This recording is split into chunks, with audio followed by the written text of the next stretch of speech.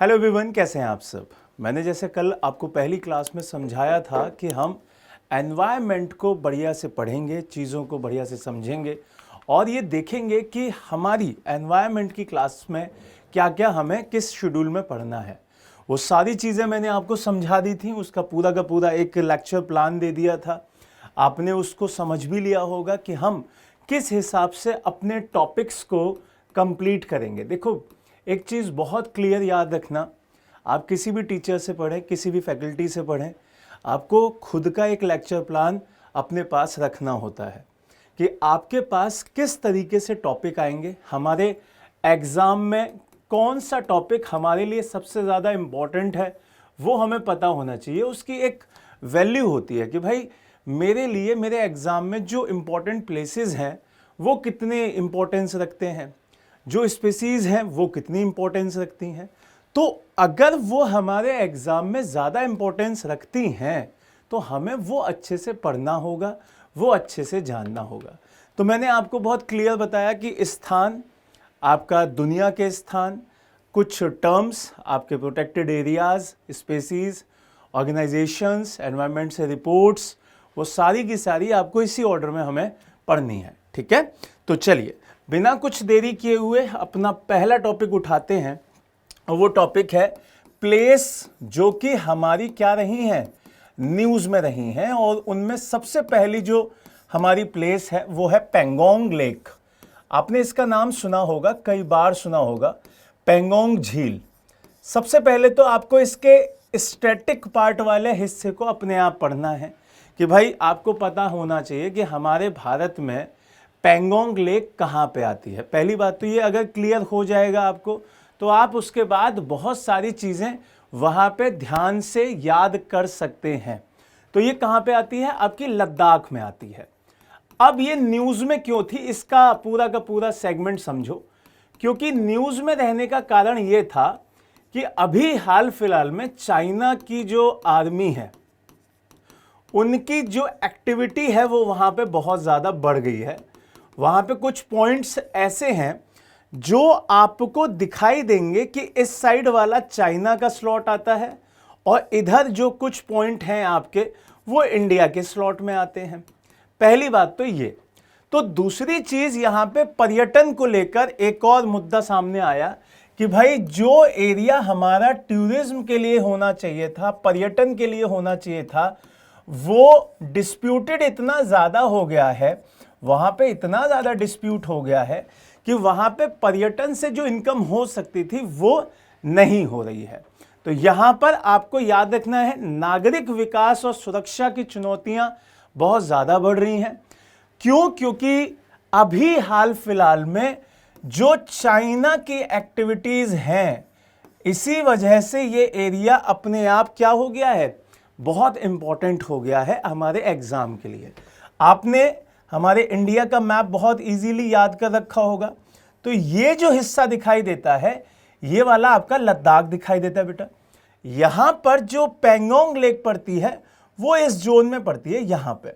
ठीक है, ये वाला जोन आपका पेंगोंग लेक का है।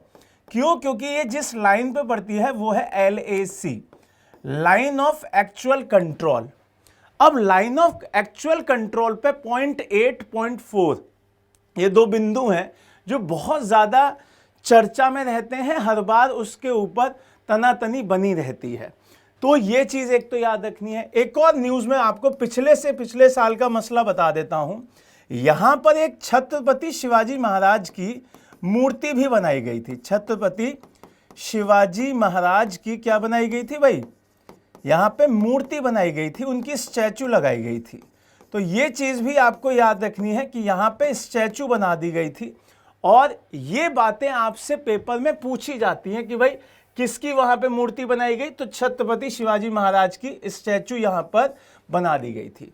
तो आपका पहला पॉइंट क्लियर हो जाना चाहिए कि जो लेक हमारी पेंगोंग है वो हमारे लद्दाख के जोन में आती है।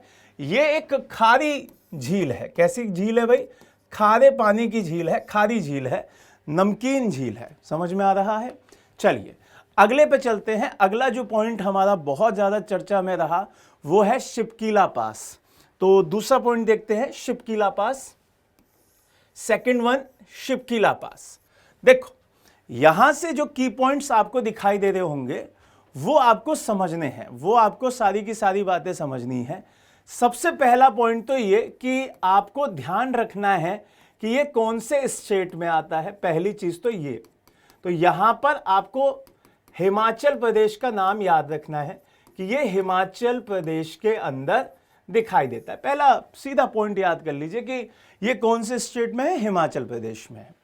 अब यहां पर भारत चाइना का जो बॉर्डर है वो भी दिखाई देता है। अभी मैंने बताया कि लद्दाख वाले हिस्से में और आपके अब दूसरे हिस्सों में भी ये चीजें आपको अच्छे से पता होनी चाहिए कि भाई कौन कौन से एरिया में किस किस देश के साथ हमारी बाउंड्री दिख रही है। तो यहां से लेकर ये पूरा जो हिस्सा है, ये पूरा हिस्सा आपका किससे लग जाता है, ये पूरा हिस्सा आपका चाइना से लग जाता है। जब आप हिमाचल प्रदेश की बात करते हैं तो हिमाचल प्रदेश यहां पे है, तो हिमाचल प्रदेश में जो शिपकीला पास है वो इस बॉर्डर के आसपास दिखाई देता है यहां पे। अब यहां से आप पर्यटन और सुलभता में बदलाव दिखाई देगा। इसका मतलब आपको ध्यान रखना है कि आम जनता के लिए पहली बार ये जो पूरा का पूरा पास है वो खोला जा रहा है। आजादी के बाद पहली बार भारतीय पर्यटक बिना विशेष परमिट के केवल आधार कार्ड से वहां पे जा सकते हैं। तो ये पर्यटन को बढ़ावा देने के लिए ये बहुत इंपॉर्टेंट पहल यहां पर रखी गई है कि भाई आपको किस तरीके से आगे बढ़ाना है, गो थ्रू करना है अपने टूरिज्म को, क्योंकि भारत सरकार का इस बार का जो पूरा का पूरा सेगमेंट है वो इसी तरीके की चीजों को प्रमोट करके इकोनॉमी जनरेट करने का है। दूसरा यहां पे याद रखना है कि सीमा पर्यटन अनुमति 2025 मार्च से 2025 के मार्च से जून महीने में आपको एक स्लॉट दिया गया। उन्होंने एक बिल्कुल क्लियर बात कही गई कि भाई इतनी तादाद में आप क्या कर सकते हैं, यहां पे अपने पर्यटकों को भेज सकते हैं। तो यहां पे लिमिटेड थे लेकिन यहां पर भेजा गया, पर्यटन को बढ़ावा दिया गया। अब दूसरी बात यहां से आती है कि सामरिक दृष्टि से और भौगोलिक दृष्टि से इसका क्या महत्व है। तो ये चाइना और इंडिया के बीच में एक बहुत इंपॉर्टेंट पॉइंट है। क्यों? क्योंकि अगर हम हिमाचल प्रदेश को और तिब्बत के बॉर्डर को देखेंगे तो वहां पर ये एक बहुत बड़ा पहाड़ी दर्रा दिखाई देता है जो दोनों देश के बीच में कनेक्टिविटी प्रदान करता है, दोनों एरियाज के बीच में कनेक्टिविटी को बहुत इजी बना देता है। क्लियर है ये बात? अब थोड़ा सा यहां पर जो पुरानी चीजें हैं, आपके धार्मिक मान्यताएं हैं, उनको भी देख लो। आपको ये ध्यान रखना है, अगर हम ट्रेड की बात करते हैं तो भारत चाइना व्यापार मार्ग की बहाली, मतलब कोविड-19 के बाद इस जो पूरा एरिया है वहां पर इस ट्रेड को, इस रास्ते को बंद कर दिया गया था। लेकिन अब ये दोबारा से ऐसी बातें कही जा रही हैं कि इसको हम दोबारा से क्या कर देंगे, रीओपन कर देंगे। और ये बहुत इंपॉर्टेंट स्टेप हो सकता है दोनों देशों के लिए। क्यों? क्योंकि इससे दोनों देशों के एक तो संबंध बढ़िया होंगे, दूसरा हमारा ट्रेड बढ़िया होगा। क्योंकि आपको पता है अमेरिका के साथ हमारे ट्रेड को लेकर बार बार नाटक हो ही रहे हैं। हमें पता है कि रशिया का हमारा संबंध बढ़िया है, तो चाइना का रशिया के साथ भी संबंध बढ़िया है। तो ये चीजें भी हमें समझनी होंगी। दूसरा, कैलाश मानसरोवर का जो यात्रा हम लोग चाहते हैं, भगवान भोलेनाथ के जो घर है वहां पर भी जाने के लिए एक मार्ग ये भी दिखाई देता है। तो ये भी एक इंपॉर्टेंट रास्ता माना जाता है कि भाई एक वैकल्पिक रूप से अगर कोई रास्ता है कैलाश मानसरोवर जाने का तो वहां पर आपको किसका नाम याद आएगा भाई, शिपकीला पास का नाम याद आएगा। श्रद्धालुओं के लिए बहुत इंपॉर्टेंट है ये चीज। दूसरा, अगर हम ऐतिहासिक वाणिज्यिक एक केंद्र के रूप में देखें तो भारत और तिब्बत के बीच में ये सांस्कृतिक पॉइंट भी बहुत इंपॉर्टेंट रहा है और हमारे व्यापार के लिए भी बहुत इंपॉर्टेंट रहा है। तो यहां से आपको दूसरा जो पॉइंट याद रखना है, शिपकीला पास याद रखना है। क्लियर है बेटा? चलिए अगले पॉइंट पे चलते हैं। अगला जो प्लेस रहा है बहुत ज्यादा न्यूज में, वो रहा है गंगोत्री ग्लेशियर। तो बहुत इंपॉर्टेंट है, हेडलाइन डालिए, गंगोत्री ग्लेशियर। देखिए, जब आप बात करते हैं गंगोत्री संकट की, तो यहाँ पे गंगोत्री ग्लेशियर लिख रहा हूं मैं, और ये क्यों चर्चा में है पहले मैं उसके बारे में बात कर लेता हूं, और फिर उसके बारे में जितनी भी एनालिसिस है उसको भी बता दूंगा। गंगोत्री ग्लेशियर सबसे पहली बात तो हमारे उत्तराखंड में दिखाई देता है, तो एक पॉइंट तो आपको सीधा सीधा यही याद रखना है कि ये कहाँ पे स्थित है, ये आपका उत्तराखंड में स्थित है। दूसरा क्यों इंपॉर्टेंट है, क्योंकि यहां से आपकी गंगा नदी, जिसे हम मेनली क्या कहते हैं वहां पे, भागीरथी कहते हैं, तो ओरिजिन पॉइंट है ये उसका, क्या है, ओरिजिन पॉइंट, और जिस पॉइंट से ये निकलती है उसे हम गोमुख कहते हैं। तो ये चीज याद रखनी है कि गोमुख से आपकी गंगा नदी निकलती है, या जिसे हम बेसिकली जहां से निकल रही होती है तो वहां पर हम इसे भागीरथी कहते हैं। बाद में चलकर जब ये आगे बढ़ जाती है और देवप्रयाग पर अलकनंदा से मिल जाती है तो ये गंगा हो जाती है। बेसिकली ये सब आपको पता होगा।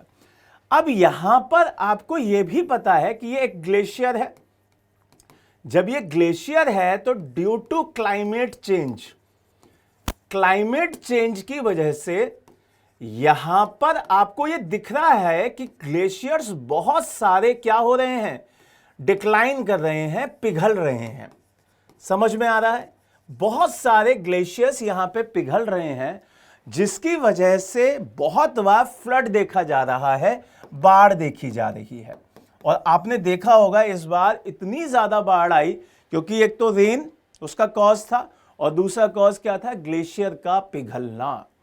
ये बहुत इंपॉर्टेंट हो जाता है कि बाढ़ का मेन रीजन क्या है। बाढ़ का मेन रीजन है या तो एक हैवी अमाउंट में पानी बरस जाए, जिसे हम कह देते हैं कि बादल फट गया, तो वो भी अभी हम पढ़ेंगे। आपदा प्रबंधन जब हम पढ़ रहे होंगे तो वहां पे बादल का फटना भी पढ़ेंगे, क्योंकि बादल का फटना क्या होता है ये सारी चीजें आपको पता होनी चाहिए। तो यहां पर ये ग्लेशियर पिघला तो पानी का अमाउंट ज्यादा हुआ, पानी का अमाउंट के साथ साथ बारिश भी हो रही है, हो गया पानी इतना ज्यादा तेजी से आया कि सैलाब हो गया वो। तो ये न्यूज में है कि भाई आपका जो ग्लेशियर है वो पिघल रहा है और जो आपका पारिस्थितिकी तंत्र है वो चेंज हो रहा है, वो बदल रहा है। अब यहां पर थोड़ा सा समझ लेते हैं इन सारी चीजों को। जब ये सारी चीजें होती हैं तो आपके उस एरिया में भूस्खलन और बाढ़ का खतरा बढ़ जाता है, क्योंकि ग्लेशियर के पास का जितना भी भारी मौरम वाला एरिया होता है, मौरम का मतलब होता है मलबा, अब मौरन वाला जो एरिया है वो वहां पर क्या करता है भाई, वो एकदम डाउन चला जाता है। इसी वजह से जो स्थानीय क्षेत्र हैं वहां पर डिजास्टर का बहुत ज्यादा जोखिम अपने आप में बढ़ जाता है, वो एरिया अपने आप बहुत ज्यादा जोखिम भरा हो जाता है।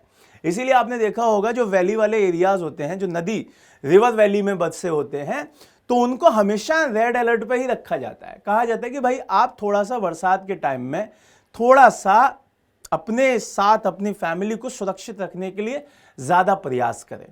क्यों? क्योंकि उस एरिया में भूस्खलन तो होता ही है, बाढ़ भी आ सकती है, दोनों चीजें हो सकती हैं। अब जैसे हम लोग हैं दिल्ली में, बाढ़ आ सकती है, भूस्खलन नहीं होगा, बहुत कम होगा, बहुत ही रेयर एंड रेयर चांसेस होंगे कि कभी हो सकता है कि हो जाए, कभी मिट्टी कट जाए, हो सकता है नदी के किनारे हो सकता है, लेकिन पहाड़ों पे होगा, वहां पे दोनों चीजें होंगी आपकी। तो यहां से जैसे आप देख ही रहे हैं तो इस एरिया में कटाव हो जाएगा, चीजें खराब हो जाएंगी वहां पे। दूसरा कि वैज्ञानिक जांच के अब आदेश भी दिए जा रहे हैं कि भाई आप इको जो सिस्टम है, आपका जो इको जोन्स है वहां पर, तो यहां पे पर्यावरण मंत्रालय ने उसकी जांच करने के लिए भी आदेश दे दिए हैं कि इतना ज्यादा ये ग्लेशियर पिघल क्यों रहा है। तो इस पे एक टीम बैठा दी गई है पर्यावरण मंत्रालय के द्वारा। तो आपको ये भी समझ में आ गया होगा कि इस पे कौन सी मिनिस्ट्री काम करती है। इस पे एनवायरमेंटल मिनिस्ट्री काम करती है, जो इस पूरे जोन को देखती है। दूसरा, यहां पर उन साइंटिस्ट से यह भी कहा गया कि अगर ऐसा होता भी है तो आप किस तरीके से तैयार होंगे उसके अलर्ट को देने में, क्योंकि आप नेचर की चीजें बदल नहीं सकते। आप जब नेचर की चीजें बदल नहीं सकते तो उससे लड़ने के लिए तैयार हो सकते हैं। आपको वो डाटा बनाना होगा कि भाई आपके अगर कुछ कैसे भी कोई ऐसी घटना होने वाली है तो आपके पास डाटा होना चाहिए कि भाई इस जोन में इस टाइम पे ऐसी घटना होती है, तो आप उसके लिए अलर्ट रहिए। तो ये चीज़ें आपको ध्यान रखनी है। दूसरा, यहाँ पे जो न्यूज़ थी कि भाई बहुत ज़्यादा हाईवेज को, उस एरिया को नुकसान हुआ था, इस वजह से ये चर्चा में रहा, तो ये आप ध्यान रखिएगा। अगला जो न्यूज़ रहेगा, ये तीसरा था हमारा, लिख लीजिए। अगली जो पॉइंट है, अगली जो प्लेस है हमारे इंडिया में जो बहुत ज़्यादा न्यूज़ में रही, वो हमारे भारत का तो छोड़िए, विश्व का एक बहुत इंपॉर्टेंट पॉइंट है, और वो है मांजुली द्वीप। कौन सा है बेटा? मांजुली द्वीप। बहुत ज़्यादा, मांजुली द्वीप बहुत ज़्यादा इंपॉर्टेंट है ये, और अभी ये संकट में है। संकट में क्यों है? क्योंकि जब आप देखेंगे, इसकी लोकेशन देखेंगे, तो यहाँ पर नदी का जो फ्लो है वो बढ़ने की वजह से इस द्वीप का जो इरोजन है वो बहुत ज़्यादा हो रहा है, कटाव बहुत ज़्यादा हो रहा है। और इसका कारण क्या बताया जा रहा है? सेम क्लाइमेट चेंज इसका कारण बताया जा रहा है। इको टूरिज्म को बढ़ा दिया है बहुत ज़्यादा, तो उस पर भी अब खतरा मंडरा रहा है, ये भी आपको ध्यान रखना है। क्लियर है? तो यहाँ पे मांजुली द्वीप न्यूज़ में क्यों आया ये समझ लीजिए। न्यूज़ में इसलिए आया है क्योंकि यहाँ पे कटाव बहुत ज़्यादा हो रहा है। क्यों हो रहा है? क्योंकि रिवर सिस्टम जो है यहाँ का, उसमें फ्लो पानी का बहुत ज़्यादा हो गया, और इसी वजह से जो उस एरिया के अंदर संरक्षण की बात कही जा रही है कि उस एरिया को बचाना है, उस एरिया को प्रिजर्व करना है। पहली बात तो ये समझ में आ गई, तो इतनी बातें आपको पता होनी चाहिए। क्लियर है ये बात? चलिए, बहुत बढ़िया। अब यहां से एक और मैं की पॉइंट बताता हूं जो स्टैटिक है। मांजुली द्वीप जो है वो किस रिवर में आता है वो आपको ध्यान रखना है। एक तो वो है ब्रह्मपुत्र, और इस चीज को ध्यान रखिएगा, ब्रह्मपुत्र नदी। दूसरी बात बेटा ये याद रखना है, वर्ल्ड में ये सबसे बड़ा, वर्ल्ड का सबसे बड़ा रिवर आइलैंड है। समझ में आ रहा है? नदी द्वीप ये दुनिया का सबसे बड़ा है। तो ये चीज आपको ध्यान रखनी है, जब आपके इंडिया के अंदर पूरी दुनिया का सबसे बड़ा नदी द्वीप है तो आपको उसको प्रिजर्व करना पड़ेगा, चाहे इरोजन हो चाहे कैसे भी हो, आपको उसे बचाना पड़ेगा। एक हिस्ट्री के साथ अगर इसके लिंक को जोड़ा जाए तो यहाँ पे याद रखिएगा, अगर हम कल्चर को और वहाँ के हिस्ट्री को जोड़ते हैं तो वैष्णव परंपरा भी यहाँ पे बहुत ज़्यादा फ्लोरिश हुई है, और श्रीमंत शंकर देव जी से ये एरिया जुड़ा रहा है। तो आपको ध्यान रखना है, उनके मठ बहुत सारे हैं इस एरिया में।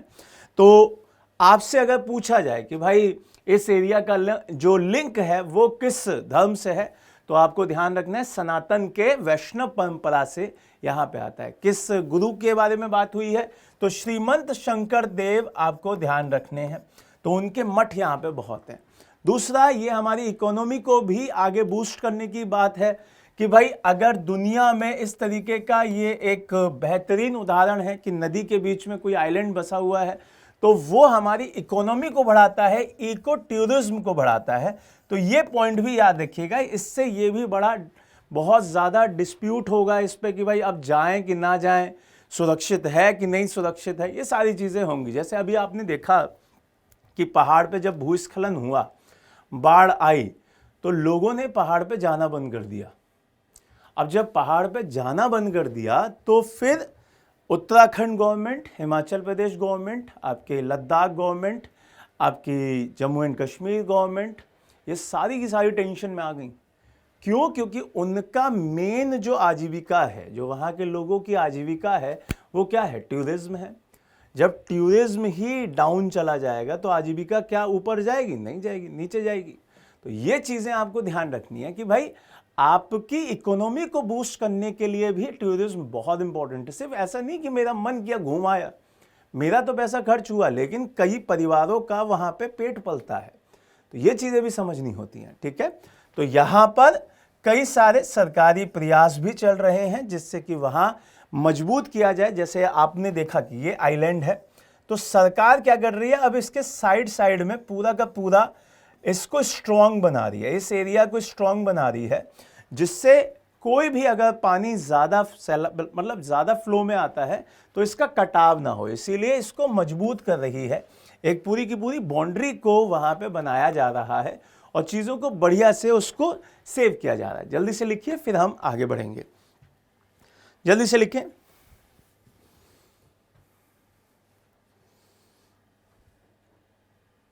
चलिए आगे बढ़ें, आगे बढ़ते हैं। अगला पॉइंट लिखिए, अगला पॉइंट लिखिए, Kachagachi Bowli forest, most important. Kachagachi Bowli forest most important है, मोस्ट इंपॉर्टेंट। इस बात ध्यान रखिएगा, ये एग्जाम में जरूर आएगा। काचागाची बोवली फॉरेस्ट। देखो यहां पे अब एक शब्द लिखा हुआ है, संरक्षण की पुकार। अब संरक्षण की पुकार क्यों लिखा हुआ है, पहले न्यूज बता देता हूं। न्यूज क्या है? न्यूज आपकी ये थी कि ये जिस एरिया में आता है उस एरिया का नाम है तेलंगाना। समझ में आ रहा है? ये तेलंगाना राज्य में आता है, तो आपको एरिया पता चल गया कि यहां पे राज्य कौन सा है, तेलंगाना है। दूसरा, जिस एरिया की हम बात करें, जिस शहर की बात कर रहे हैं, वहीं पे हैदराबाद यूनिवर्सिटी है, तो हैदराबाद का शहर है। तो ये एक फॉरेस्ट है, ये क्या है, एक फॉरेस्ट है जिसको काटकर आईटी पार्क बनाने की बात कही जा रही थी। तेलंगाना गवर्नमेंट ने कहा कि हम इस एरिया को, इस फॉरेस्ट को काटकर आईटी पार्क बनाएंगे। जब ये ऑर्डर पास हुए तेलंगाना गवर्नमेंट के, तो वहां पर इसको काटने से रोकने के लिए सुप्रीम कोर्ट में याचिका डाली गई और याचिका को मंजूर कर लिया गया है। अभी इस पर रोक लगा दी है, अभी ये काटा नहीं जा सकता। तो जब ये काटा नहीं जा सकता तो इसका मतलब ये फॉरेस्ट चर्चा में अब बना रहेगा। क्यों? क्योंकि इसको अगर आप काट के उस एरिया को खत्म करके आप एक आईटी पार्क बना रहे हैं, तो सरकार या तो ये मान के चलिए कि आईटी पार्क बना रही है तो वो लोगों की ही मदद करेगी, देश की ही मदद करेगी, लेकिन सरकार के खिलाफ सर्वोच्च न्यायालय जब रोक लगा दे तो इसका मतलब ये इंपॉर्टेंट होगा ना होगा। तो इसी वजह से यहां पर बायोडायवर्सिटी बहुत ही बेहतरीन है, बहुत ही बेहतरीन। जैव विविधता और वन्य जीवों का ये घर माना जाता है कि भाई यहां पे बहुत सारी तरीके के पक्षी दिखाई देते हैं, छोटे छोटे वन्य जीव दिखाई देते हैं, जिनका ये एकमात्र हैबिटेट है। तो इस वजह से यहां पर रोक लगाई गई और हैदराबाद विश्वविद्यालय के जो पूरे के पूरे एरिया से लगा हुआ ये पूरा वन है, तो ये और ज़्यादा चर्चा में आ गया क्योंकि हैदराबाद यूनिवर्सिटी के बिल्कुल बिल्कुल साइड में लगा हुआ है ये। तो यहाँ पर इसके यूजेस बहुत ज़्यादा बताए गए हैं, जैसे टेम्परेचर को कंट्रोल करता है। अगर शहर में गर्मी बहुत ज़्यादा हो जाती है तो उसको कंट्रोल करने में इसकी इंपॉर्टेंस बहुत ज़्यादा है। पहली बात तो टेम्परेचर कंट्रोलर है ये। दूसरा, ये स्पेसीज बहुत ज़्यादा हैं, यहाँ पर बहुत ज़्यादा प्रजातियां दिखाई देती हैं, चाहे वो बर्ड्स की हों, चाहे वो छोटे छोटे एनिमल्स हों, ये सारे के सारे यहाँ पर काफ़ी मात्रा में दिखाई देते हैं। अब सरकार क्या चाहती थी कि यहाँ पे शहरी विस्तार हो, आईटी पार्क बनाएं, रियल एस्टेट्स की परियोजनाओं को और आगे बढ़ाएं, और उससे सेक्रीफाइस कौन करता? उससे सेक्रीफाइस करता आपका हरित क्षेत्र। तो ये चीज़ें सरकार के खिलाफ जाकर सुप्रीम कोर्ट ने बैन कर दिया कि नहीं भाई, अभी इसको रोक दीजिए आप। तो यहाँ पर जो नागरिक समूहों का संघर्ष था उसने पूरा का पूरा रंग दिखाया और ये रुक गया है भाई, स्टे लग गई है इस पर। तो ये फॉरेस्ट चर्चा में रहेगा। तो मैंने आपको एरिया भी बता दिया है, किस जगह पे पड़ता है वो भी बता दिया है, और न्यूज़ में क्यों रहा वो भी बता दिया। तो लिख लीजिए, काचागाची बोवली फॉरेस्ट। इस बार याद रखिएगा, ये आ सकता है, चांसेस हैं इसके आने के। बहुत ज़्यादा डिस्प्यूटेड रहा, तो तेलंगाना गवर्नमेंट ने एकदम बुलडोजर लाके खड़ी कर दी थी इसको काटने के लिए। ठीक है, जल्दी से इसको लिखिए, फिर हम आगे बढ़ते हैं। चलिए अगला लिखिए, बैरन आइलैंड। अगला है बैरन आइलैंड। चलो, अब इस साल आपने कई सारे ज्वालामुखी फटते हुए देखे होंगे, बहुत सारी जगहों पर। इंडोनेशिया में तो भर भर के फटे, जापान में भर भर के फटे। तो वो सारे के सारे आप ये मत सोचिएगा फट गए तो ख़त्म, आपके एग्ज़ाम के लिए इम्पोर्टेंट हो गए हैं। उनकी राख आपके एग्ज़ाम पेपर पे दिखाई देगी। जो भी ज्वालामुखी फटा है, जो भी ज्वालामुखी का उद्गार हुआ है, वो सिर्फ ज्वालामुखी वहाँ नहीं फटा है, आपके एग्जामिनर के दिमाग में फटा है। उसकी राख आपके पन्नों पे दिखाई देगी अगर आपने नहीं पढ़ा तो यहाँ पे बैरन आइलैंड भारत में आता है। अब जब भारत में आता ही है तो इंडिया के लिए तो इम्पोर्टेंट हो ही जाता है। दूसरा, यूपीएससी के एग्जाम के लिए इम्पोर्टेंट हो जाता है। क्यों? क्योंकि ये इंडिया का एकमात्र एक्टिव वॉल्केनो है। समझ में आ रहा है? और इसमें न्यूज क्या है? इसमें न्यूज ये है कि ये दोबारा से एक्टिव होता हुआ दिखाई दे रहा है। समझ में आ रहा है? एक्टिव होता हुआ दिख रहा है। ये चीजें आपको समझनी है। तो बैरन आइलैंड कहां पे पड़ता है? ये एक सवाल दूसरा हो गया। तो ये पड़ता है अंडमान एंड निकोबार। अंडमान एंड निकोबार में पड़ता है। ये अपने आप में एक बहुत इंपॉर्टेंट टॉपिक हो जाता है। जब आप बैरन आइलैंड की बात करते हैं तो आपको पता होना चाहिए कि अच्छा, ये एक वॉल्केनो है और वो भी एक्टिव वॉल्केनो है। दूसरी बात कि जब ये एक्टिव है तो इसका मतलब हम वॉल्केनो भी देख लेते हैं। वॉल्केनो 3 तरीके के होते हैं। यहाँ पे या तो एक एक्टिव होता है या एकदम डेड होता है, या हो सकता है कभी हो। तो ये चीज़ें आपके 3 तरीके की आती हैं। तो ये अब एक्टिव है, ये काम कर रहा है।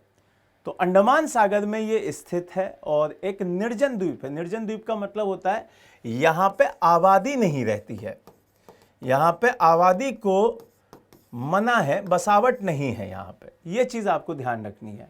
और भारत का एकमात्र सक्रिय मतलब एक्टिव है। भारत में अकेला ऐसा ज्वालामुखी है जो सक्रिय है, जबकि अन्य जैसे कि आपका नारकोंडम है वो निष्क्रिय है, वो डेड है। तो नारकोंडम भी क्या है? एक ज्वालामुखी का ही एग्जाम्पल है। तो जो यहाँ पे अंडमान निकोबार की गवर्नमेंट है, जो कि पोर्ट ब्लेयर से पूरा कंट्रोल करती है, तो उन्होंने इस एरिया को सेफली हैंडल आउट करने के लिए और ज़्यादा सेफ्टी बरतना शुरू भी कर दिया है। अब बात आती है कि भाई इस पूरे एरिया में आपको सुरक्षा और अगर बढ़ानी हो तो कैसे होगा? तो यहाँ पर अब जैसे ही आप ज्वालामुखी देखेंगे, जब उद्गार होता है ज्वालामुखी का, तो वहाँ पर आपको क्या मैग्मा जब बाहर निकलता है तो वो लावा की फॉर्म दिखाई देती है और फिर ये धुआं धुआं हो जाता है। जब भी आप वॉल्केनो का टॉपिक पढ़ेंगे तो किसी भी एरिया में, जैसे ये दिखाई दे रहा है ना, यहाँ से ये मैग्मा ऊपर आया, ऊपर जैसे ही निकला ये लावा हो गया। लावा अकेला सिर्फ लावा नहीं निकलता है, मैग्मा नहीं निकलता है, उसके साथ साथ वाटर वेपर भी निकलता है। क्या निकलता है? वाटर वेपर भी निकलता है और उसके साथ साथ राख भी निकल रही होती है। अब ये राख जो है, जो ये धुआं है, ये बहुत बड़ा बवंडर टाइप का बन जाता है ऊपर, जिसकी वजह से फ्लाइट हैं आपके वो नहीं चल सकते, आपके शिप्स वगैरह नहीं चल सकते इस एरिया में। तो इस वजह से यहाँ पे ये जो एक्टिविटीज़ हैं अब वो रोक दी गई हैं। आप साइड से जा सकते हैं, उस एरिया में नहीं जा सकते। तो ये बातें आपको ध्यान रखनी है। और जो वैज्ञानिक हैं वो इस एरिया पे अभी भी पूरा का पूरा नज़र बनाए हुए हैं, क्योंकि ये कभी भी क्या कर सकता है? एक साथ विस्फोट कर सकता है। तो ये न्यूज़ में था, आपको ध्यान रखना था। जल्दी से लिख लीजिए, बैरन आइलैंड हमारे इंडिया का एकमात्र एक्टिव वॉल्केनो, जो कि इसलिए चर्चा में रहा क्योंकि यहाँ पे अब एक्टिविटी होने लग गई है। जल्दी से लिखिए, फिर आगे बढ़ते हैं। जल्दी से लिखें।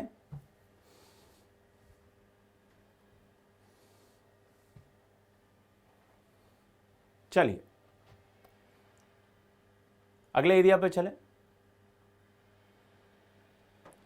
अगला है करियाचल्ली आइलैंड। अगला है करियाचल्ली, कौन से नंबर का है भाई ये? 8वां। अगला है करियाचल्ली आइलैंड। सबसे सवाल पहला आता है कि ये है कहाँ पे, कौन सा स्टेट है जहाँ पे ये पड़ता है, जिसके कंट्रोल में ये आता है। तो आंसर हो जाएगा तमिलनाडु। समझ में आया? स्टैटिक पार्ट पूरा क्लियर हो गया आपका कि ये कहाँ पे पड़ता है भाई, ये तमिलनाडु में पड़ता है। अब दूसरी चीज़ आपको समझनी होगी कि यहाँ पर ये जो एरिया है वो रामेश्वरम और थोथाकडी एक जगह पड़ती है, उसके बीच में है। तो रामेश्वरम एंड थोथुकडी नाम है उसका, उनके बीच में पड़ती है। समझना ये क्यों इतना इंपॉर्टेंट है, क्यों इतना ज़्यादा चर्चा में आ रहा है। तो जो करियाचल्ली आइलैंड है वो डूब रहा है। डूब क्यों रहा है? उसका एरिया घट रहा है, उसकी जो एरिया की पूरी स्पेसिफिक चीज़ें हैं वो खत्म हो रही हैं। तो यहाँ पे एक तो सबसे पहला पॉइंट कि एरिया डिक्रीज हो रहा है। पहली बात तो कि जो हमारा एरिया पड़ता था वो समुद्र के फ्लो की वजह से, पानी के फ्लो की वजह से, पानी का इतना ज़्यादा बहाव वहाँ पे तेज़ी से आ रहा है, तो वहाँ पर कटाव ज़्यादा हो रहा है। जैसे मैंने मांजुली द्वीप में बताया अभी कि वहाँ पे हो रहा है किसकी वजह से, ब्रह्मपुत्र के फ्लो की वजह से, यहाँ पे समंदर के फ्लो की वजह से। अब दूसरी चीज़ है आपका क्लाइमेट चेंज बहुत ज़्यादा हो रहा है। आपको पता होगा कि अभी एक रिपोर्ट आई जो ओशन डिपार्टमेंट रिलीज करता है पूरे वर्ल्ड का, उसने एक रिपोर्ट जारी की कि ओशन का जो नॉर्मल टेम्परेचर होना चाहिए था वो अब बढ़ रहा है, वो ज़्यादा हो रहा है। इसी वजह से चीज़ें चेंज हो रही हैं। ओशन की जितनी भी स्पीसीज हैं वो यहाँ पे सरवाइव करने में शायद मुश्किल फेस करेंगी। तो यहाँ पर क्लाइमेट चेंज भी एक बहुत इंपॉर्टेंट हो जाता है। दूसरा उससे क्या होगा, उससे जैव विविधता, बायोडायवर्सिटी जो समंदर की है वो बहुत ज़्यादा प्रभावित होगी। तो यहाँ पर इसको सही रखने के लिए, इसको आगे गो थ्रू हमारी आगे आने वाली पीढ़ी के लिए बचाने के लिए जो आर्टिफिशियल रीफ्स हैं उनकी स्थापना की जा रही है, कृत्रिम रीफ उनकी स्थापना की जा रही है जिससे कि वो बचे, कटाव वहाँ पे कम हो। समुद्री घास और प्रवाल को दोबारा से उगाया जा रहा है, ये सेकंड काम किया जा रहा है सरकार के द्वारा। और ये भी देखा जा रहा है कि भाई जो तूफान आते हैं, जो चक्रवात आते हैं, उससे हमें कम नुकसान हो उसके लिए हम पहले से तैयार रहें।